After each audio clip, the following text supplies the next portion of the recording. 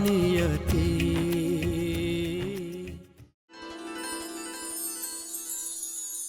जी madam आपका courier आया, लीजिए यहाँ साइन कर लीजिए।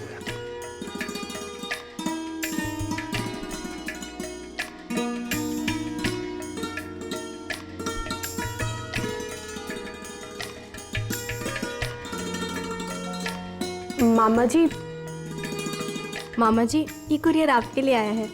अर्जेंट कुरियर हमारे लिए? फोन क्यों नहीं कर दिया सामने वाले ने?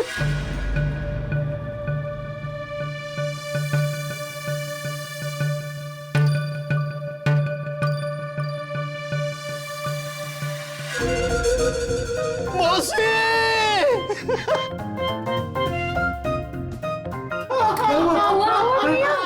क्या हुआ? अरे साले साहब क्या हुआ? मौसी जी गुजर गई।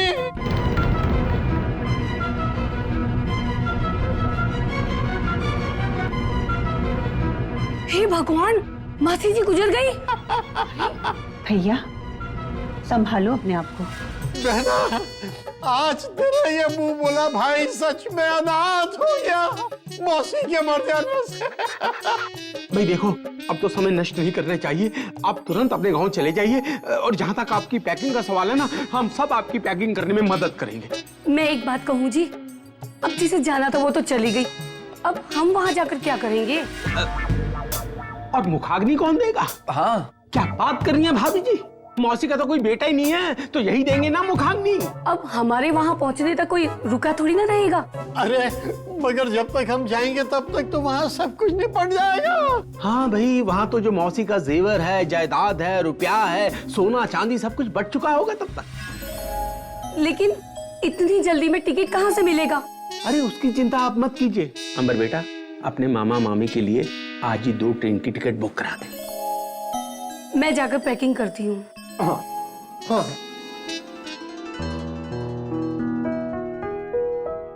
हौसला रखिए साले साहब, हौसला रखिए। जाने वाले को कौन रोक सकता है? अरे हम सब तो यहाँ पर आपको महीना भर रोक के रखना चाहते थे। बहुत याद आएगी आपको। जाने का तो बिल्कुल दिल नहीं करा, लेकिन क्या करें? जायदाद का मामला है भाई। अच्छा भाई, ये तो टिकट है, बहुत ऊंची पहुंच लगा के खरीदे हैं। भैया जल्दी आना। जल्दी ही आ जाऊंगा बहना। अरे इतनी दूर से इतनी जल्दी कैसे आ पाएंगे? आ जाऊंगा बहनोई जी। जहाँ इतना प्यार और इतनी इज्जत मिलती है वहाँ तो आदमी कुछ भी करके पहुंच ही जाता है। हमारे यहाँ तो ऐसा ही होता है। अच्छा बहना, सुनिए जी, भैया को कुछ पैसे दीजिए। पैसे? पैसे की क्या?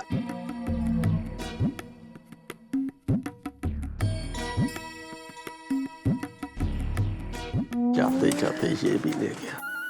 कुछ कहा बहनोई जी? नहीं, मैं ये कह रहा था, बहुत याद आएगी आपकी। अरे बहू, पैर छुआ और ट्रेन छूट जाएगी।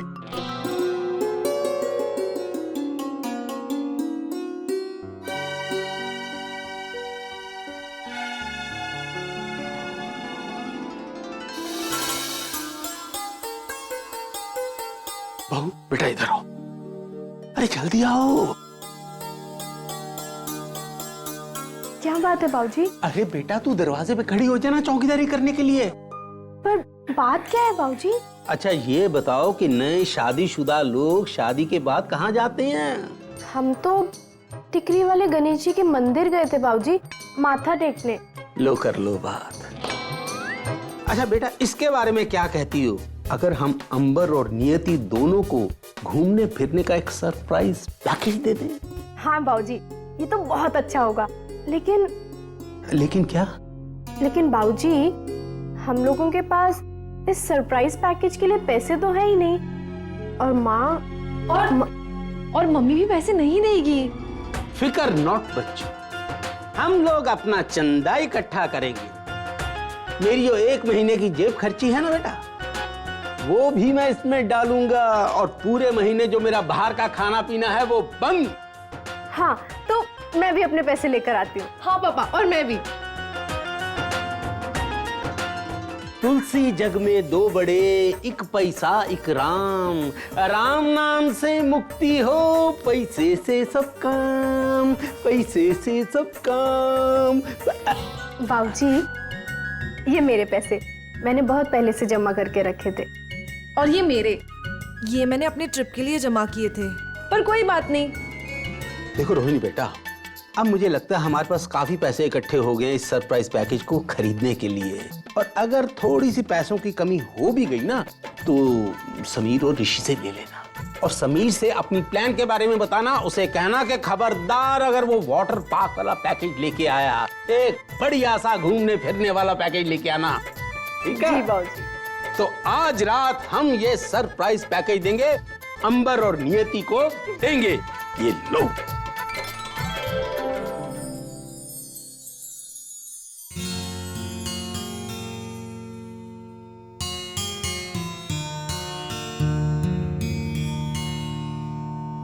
अच्छा बेटा, तुमने सोचा कुछ? किस बारे में डैड? यही कि शादी के बाद तुम कहाँ घूमने फिरने जा रहे हो? नहीं, अभी तक तो कहीं नहीं। भाई शादी के बाद तो मियाँ बीवी को कहीं ना कहीं जाना चाहिए ना। तुम्हारे बाबूजी ठीक कह रहे हैं बेटा।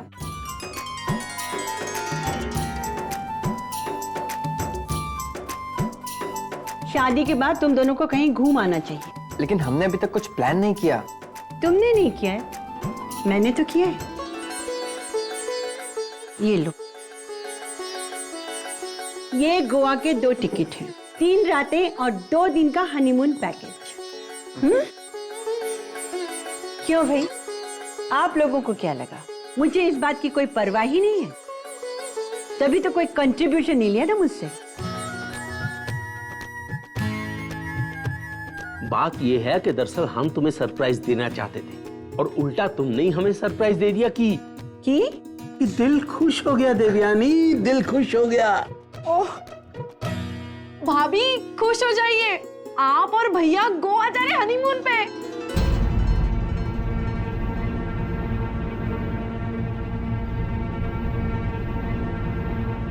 क्या बात है नियति, तुम गोवा की जगह कोई और जगह जाना चाहती हो?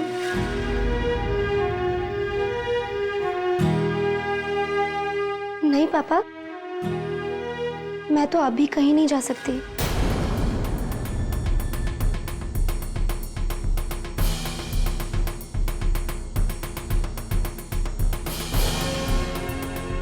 नियति बेटा, क्यों नहीं जा सकते? पापा, मुझे कल से ही ऑफिस ज्वाइन करना पड़ेगा। अभी अभी दुबे जी का फोन आया था, ऑफिस में अर्जेंट बहुत सारा काम आया हुआ है। नौकरी भी नई है पापा। नई जॉब है तो शादी भी तो नहीं है ना, और फिर शादी की छुट्टी कैसे कोई कैंसिल कर सकता है? शादी बार बार तो नहीं होती ना। मम्मी, मैं जानती हूँ कि अगर ये पैकेज कैंसिल कराएंगे तो पैसों का नुकसान हो जाएगा, लेकिन अगर मैं ऑफिस नहीं गई ना तो काम का भी बहुत नुकसान हो जाएगा। अब आप ही बताइए मम्मी, मैं क्या करूं?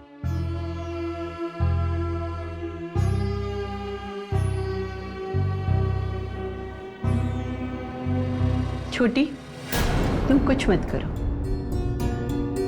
अंबर, समीर को कहना कि ये टिकट है ना, वो ट्रेवल एजेंट को वापस कर दे। 20% काट के बाकी के पैसे ले ले। देखो बेटा, अपने काम का नुकसान कभी मत करो। तुम लोग घूमने फिरने तो कभी भी जा सकते हो।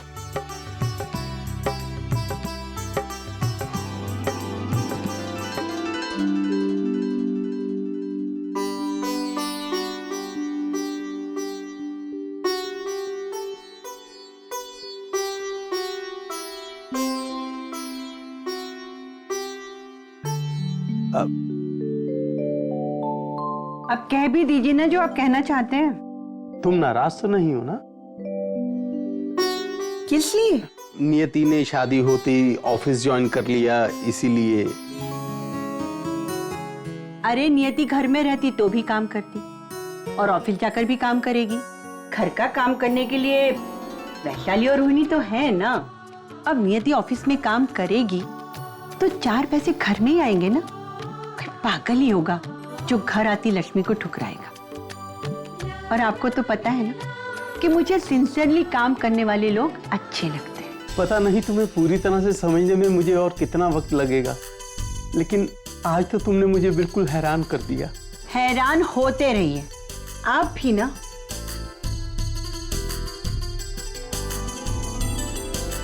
इतनी कड़क भी नहीं है यार जितना मैंने समझ लिया था, लेकिन ये बदलाव नियति के आने से हुआ है।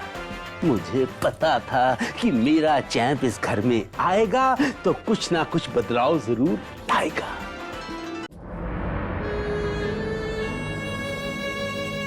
तुम तब से क्या सोच रही हो?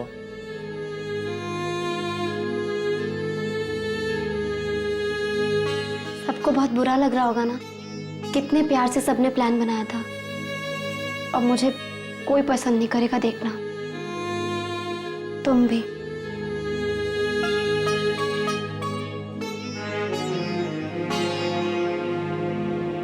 देखा जाए तो हाँ,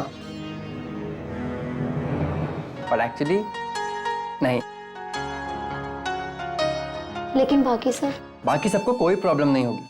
खास करके माँ की नजरों में तो तुम्हारी रिस्पेक्ट और भी बढ़ जाएगी कि तुम अपने काम के लिए कितना सीरियस हो। माँ को ऐसे लोग बहुत पसंद है, पता है? तुम्हारी फैमिली बहुत अच्छी है। अब ये तुम्हारी भी फैमिली है ना। आंखें बंद करो। क्यों? अरे करो ना, और हाथ हटाओ। ऐसे ही रहना, मैं आ रहा हूं।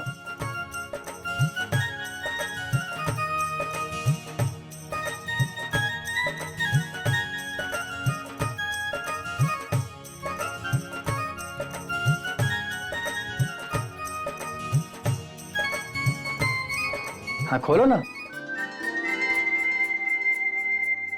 गिफ्ट? हाँ खोलो। किस खुशी में? देना तो हनीमून की खुशी में चाहता था, पर ऐसे ही सही। मेरे साथ रहोगी तो ऐश करोगी।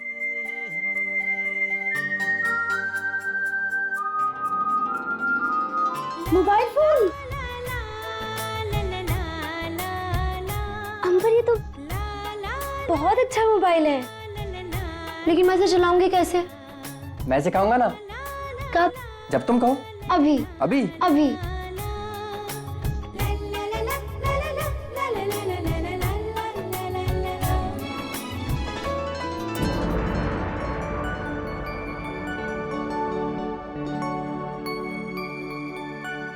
क्या बात है, तुम्हें नींद नहीं आ रही? कुछ समझ में नहीं आ रहा। यही कि गोवा का हनीमून पैकेज कोई कैसे मना कर सकता है, यही ना? सबसे आश्चर्य की बात तो ये है कि माँ जी ने नियति को कुछ भी नहीं कहा। अगर हम 1 रुपए की फजूल खर्ची कर देना तो माँ जी हमें 100 बातें सुनाती हैं, और नियति ने हजारों का नुकसान कर दिया। माँ जी के चेहरे पर एक शिकन भी नहीं आई। क्योंकि वो जानती है कि नौकरी नौकरी है और नियति को काम पे जाना है तो जाना है, सिंपल। अच्छा, मतलब अगर नियति नौकरी करेगी तो उसके लिए सब कुछ माफ है। तो ठीक है, अब तो मैं भी नौकरी करूंगी। कम से कम कुछ देर इस घर से दूर रहने का मौका तो मिलेगा मुझे। अरे वैशाली, मेरी वैशु, एक बहुत अच्छी फिल्म लगी है, इंग्लिश फिल्म है, चाहो तो मतलब मैं, अरे हाँ, उसमें एक तुम्हारा एक फेवरेट हीरो भी है। कौन? सोचो। Tom cruise? हाँ, वही तो है। टॉम क्रूज की फिल्म लगी है? आज रात तो मेरे सपनों में वही आएगा। तुम सो जाओ, सुबह चलते हैं। टॉम क्रूज सपने में आएगा? हम क्या मर गए हैं? सो जाओ।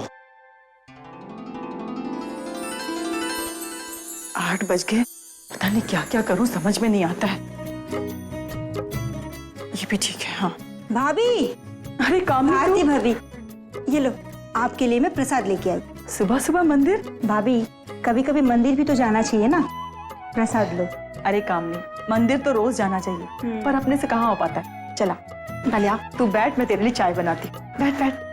भाभी, मैं चाय नहीं पीऊंगी। अरे मत पीना, लेकिन कम से कम बैठ तो सही। भाभी, भाई साहब नहीं दिख रहे। अरे भाई साहब की ऑफिस की जाने की तैयारी तो कर रही हूँ मैं, बस देखना। वैसे भाभी, नियति को पग फेरों के लिए कब बुला रही हैं आप? अरे सोच तो रही हूँ कामनी कि आज ही बुला लूं, लेकिन पहले दिव्यानी से तो बात करना होगा ना। अब हमारे में तो वैसे रस्म है कि शादी के 1 हफ्ते बाद ही लड़की को पत फेरे के लिए बुला लेते हैं।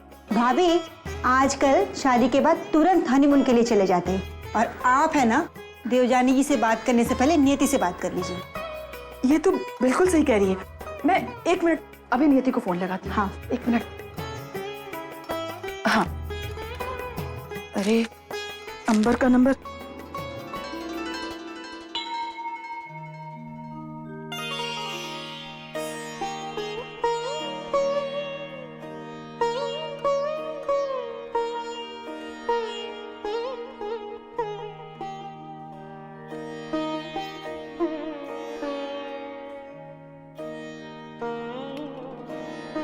कितनी बार इनसे कहा है कि ABCD के हिसाब से नंबर लिखा कीजिए, लेकिन नहीं, समझ में ही नहीं आता उनको। Hello mummy. अरे नियति अरे बेटा हम अभी तुझे ही याद कर रहे थे। इसी को तो कहते हैं माँ बेटी के बीच की टेलीपैथी। कौन सी पैथी? Telepathy mummy. अच्छा अच्छा अच्छा अच्छा छोड़, तू कैसी है? ठीक हूँ मम्मी, बहुत अच्छी। और वो अंबर जी कैसे है बेटा? ये जी क्या लगा रखा है? बेटे को कुछ जी करके बोलता है क्या? हाँ, अच्छा बाबा गलती हो गई।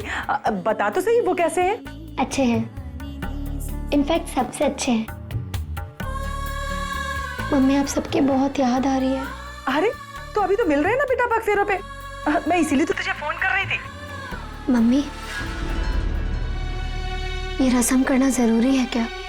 अरे बेटा अभी भी बताया ना मैंने, ये रस्म बहुत जरूरी है। लड़की जब शादी के बाद पहली बार मायके पगफेरे के लिए आती है तो मायके में खुशहाली आती है बेटा, वरना तुझे परेशान होने की कोई जरूरत नहीं है। मैं दिव्यानी जी से खुद ही बात कर लूंगी, और तू बस आने की तैयारी कर। हाँ ठीक है?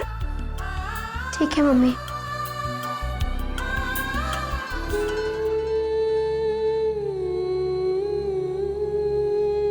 पता नहीं मम्मी जी क्या कहेंगी।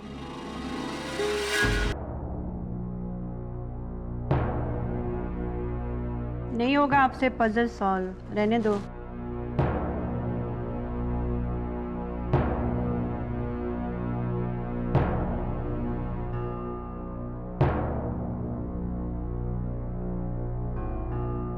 मम्मी जी अभी अभी मम्मी का फोन आया था। अच्छा कैसी है वो? ठीक तो है? सब अच्छे हैं। मम्मी आप सबको नमस्ते बोल रही थी।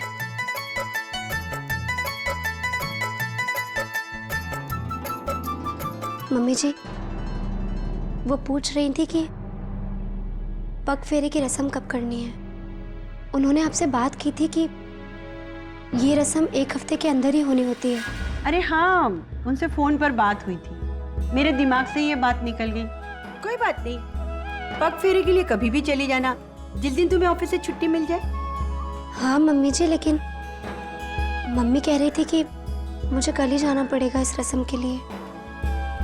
ये रस्म 1 हफ्ते के अंदर ही होनी होती है ना, इसलिए। अरे छोटी, तुम्ही ने तो कहा था कि ऑफिस में कितना सारा काम है, वो लोग तुम्हें छुट्टी नहीं देंगे। जब उन्होंने तुम्हें हनीमून के लिए नहीं छोड़ा तो विधियां पूरी करने के लिए क्या छुट्टी दे देंगे? आप सही कह रही हैं मम्मी जी, लेकिन मैं एक बार दुबे जी से बात कर देखती हूँ ना, शायद वो छुट्टी दे दे। ये रस्म करना जरूरी है, क्योंकि ये रस्म बाद में नहीं हो सकती, और ये मायके की खुशहाली के लिए बहुत जरूरी है। मायके की खुशहाली की बड़ी परवाह है, लेकिन हनीमून कैंसिल करते समय एक बार भी अंबर की खुशी के बारे में नहीं सोचा इसने। ठीक है बेटा।